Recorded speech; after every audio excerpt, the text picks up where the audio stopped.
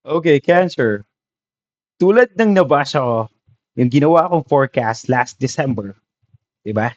Gumawa ako ng forecast for Cancer. And ang sabi ko, this is your year. Okay? And tingnan natin yung mga cards for you. Papanindigan ko yung sinabi ko for Cancer, okay? Alright, Cancer, those people who ghost you sa past, thank them. Pasalamatan mo sila. Thank you for ghosting me. Because this time, it will be different.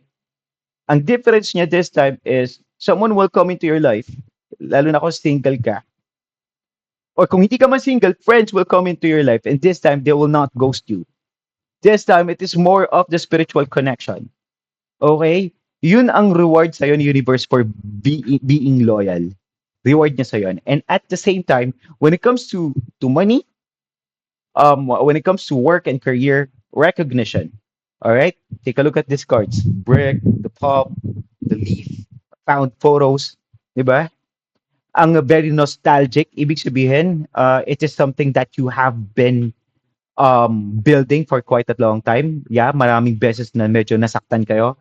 Pero pasalamatan natin yung mga pain na yun. Pasalamatan natin yung tao na nawala sa atin at yung mga opportunity na nawala sa atin because this time it's going to be different.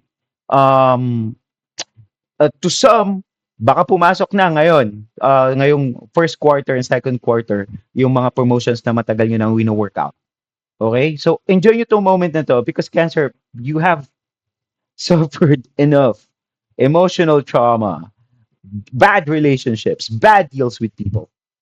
Panahon niya na ngayon. Okay? Oh, isingit ko pa pala.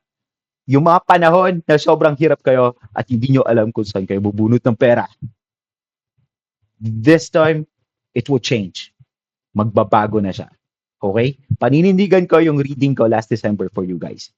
Paninindigan ko yun. Yun lang.